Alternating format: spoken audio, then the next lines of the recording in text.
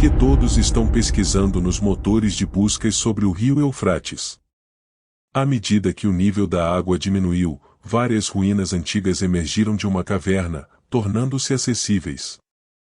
Muitos estudiosos interpretam rapidamente esse fenômeno como um cumprimento das previsões e profecias sobre o fim dos tempos, encontradas na Bíblia. Entretanto, é importante entender e compreender o significado do rio Eufrates e o que está por trás de sua secagem. Existem profecias bíblicas que explicam esse evento?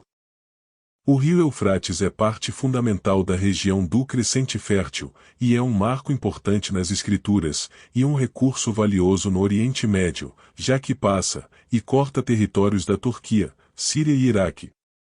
A Bíblia se refere a este rio mais de 50 vezes.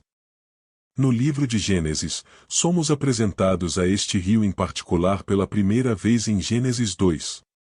É afirmado que o rio Eufrates era um dos 4 rios que fluíam do Jardim do Éden. Gênesis 2 versículos 10 ao 14.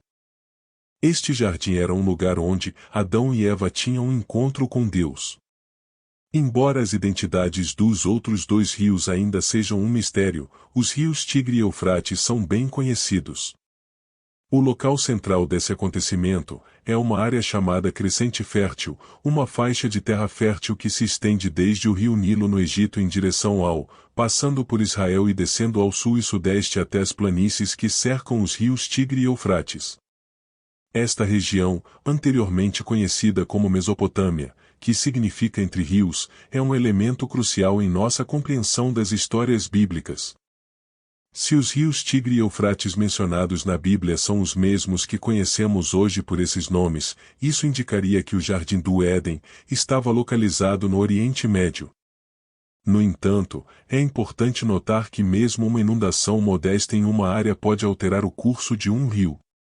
Durante o tempo de Noé, ocorreu um dilúvio que não foi apenas uma inundação localizada, esse evento impactou drasticamente a paisagem da terra. Em Deuteronômio 1, Deus promete dar aos israelitas toda a terra entre o Eufrates e o mar Mediterrâneo. Em Isaías 8, o profeta Isaías usa o Eufrates como símbolo do Império Assírio que ameaçava invadir Israel. Existem 2 passagens bíblicas que prevêem a secagem do rio Eufrates. A primeira ocorre no julgamento das 7 taças em Apocalipse. Há diversas interpretações deste livro, mas entre os cristãos, existe uma diversidade de perspectivas.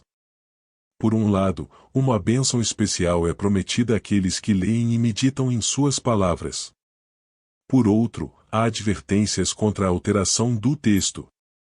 A relevância deste rio nas profecias bíblicas e sua ligação com eventos contemporâneos nos fazem refletir sobre o desenrolar dos planos divinos na história. O valor que Deus coloca nas informações e revelações deste livro é evidente pelas bênçãos e maldições que ele estabelece. É uma chamada à magnitude com a qual devemos tratar a palavra revelada. O fato de haver uma maldição para aqueles que acrescentam ou retiram palavras, nos mostra o cuidado que devemos ter ao interpretar e transmitir a mensagem da Bíblia. Apocalipse 22, versículos 18 e 19. A Bíblia em Apocalipse fala sobre um dia em que o rio Eufrates secará para dar passagem aos reis do Oriente. Este rio é particularmente mencionado em Apocalipse 16, que faz parte da seção que se refere ao futuro próximo do livro. Para entendermos Apocalipse, é crucial ter em mente sua estrutura. Apocalipse 1 ao 5, refere-se ao presente, Apocalipse 6 ao 16, refere-se ao futuro próximo e Apocalipse 20 ao 22 ao futuro distante. Estes símbolos selos, trombetas, taças, candelabros, o dragão e estrelas, representam diversos eventos e entidades na profecia. As taças, em particular, representam os juízos finais de Deus sobre a humanidade. Estes juízos são tão devastadores, que se continuassem, toda a vida humana na terra seria aniquilada. Marcos 13, versículos 19 e 20. É uma passagem assustadora, mostrando a gravidade do pecado humano, e o justo julgamento de Deus. O derramar das 7 taças, ou juízos marcam os julgamentos finais, e mais severos de Deus sobre a terra. Estas taças são descritas em detalhes em Apocalipse 16, versículos 1 ao 21. Durante o reinado do Anticristo, a iniquidade da humanidade atingirá seu auge, atraindo a ira divina. A 7ª trombeta sela os julgamentos das 7 taças. A primeira taça traz feridas dolorosas para aqueles que têm a marca da besta, e adoram sua imagem. Essa praga é direcionada àqueles que se comprometeram com o Anticristo. A segunda taça é derramada no mar, transformando a água em sangue como a de um cadáver, resultando na morte de todas as criaturas marinhas. Quando a terceira taça da ira de Deus é derramada, os rios e as fontes de água doce também se transformam em sangue. Na quarta taça, um anjo derrama sua tigela sobre o sol, permitindo que ele queime as pessoas com um calor intenso. A quinta taça mergulha o reino da besta em trevas extraordinárias, intensificando o sofrimento dos ímpios. A sexta taça é o penúltimo julgamento da tribulação e envolve a secagem do rio Eufrates, conforme registrado em Apocalipse 16, verso 12.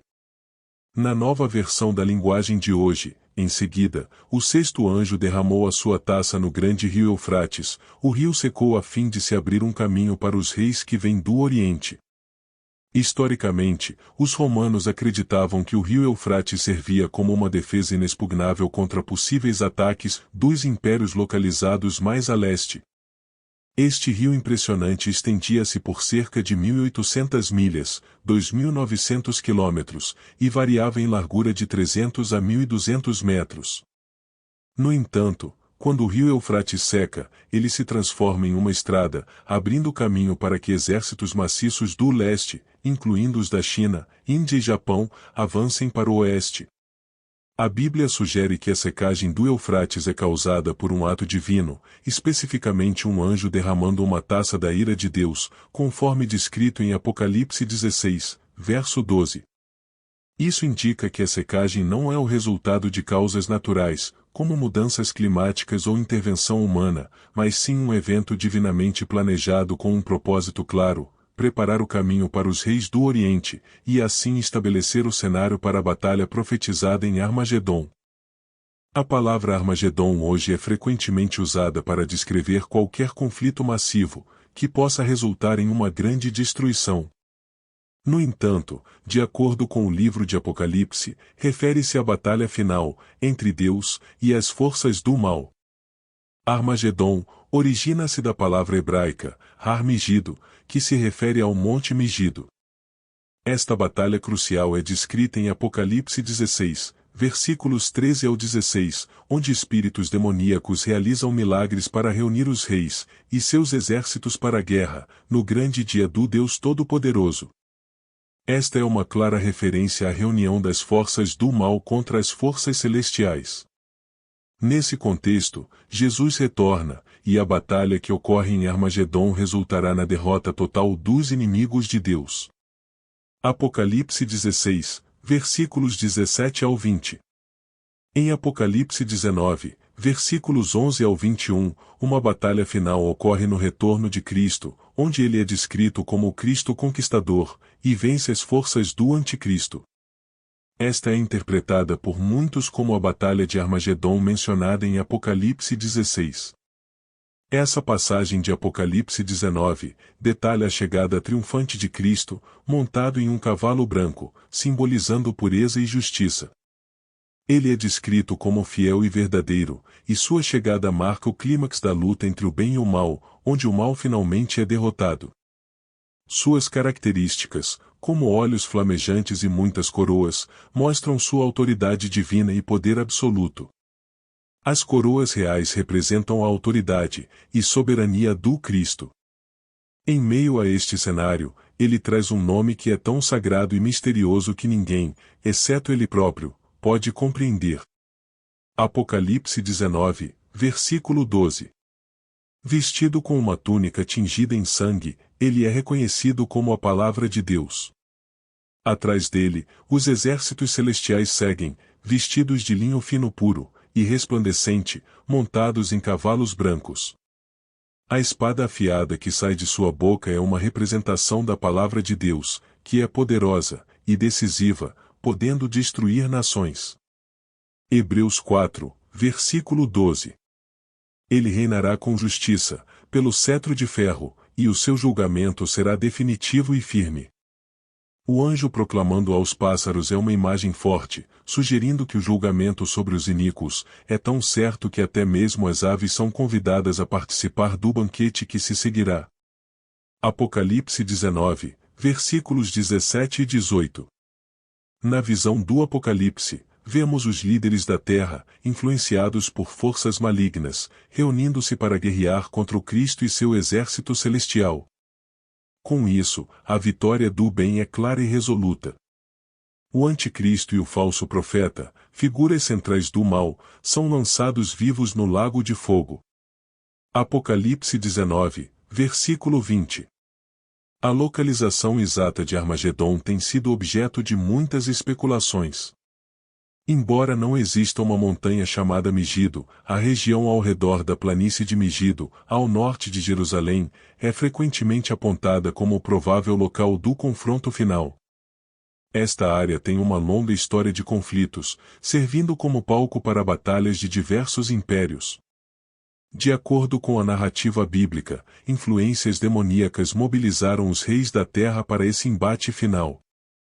No entanto, no clímax deste conflito, Jesus Cristo retornará triunfantemente, pousará no Monte das Oliveiras, e estabelecerá seu reino milenar na terra, conforme detalhado em Zacarias 14, versículo 4. E Apocalipse 20, versículos 1 ao 6.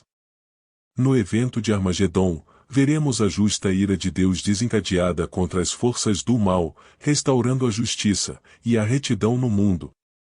Este não é apenas um conflito terreno, mas uma batalha espiritual e cósmica que determinará o destino da humanidade e da criação. Em suma, o rio Eufrates e a subsequente batalha de Armagedon estão ligados na profecia bíblica. A secagem do rio Eufrates é uma preparação, uma preliminar para a grande batalha. Este evento serve como um marco, um sinal manifesto de que o confronto final entre o bem e o mal está prestes a acontecer, culminando em uma era renovada de governo divino e paz.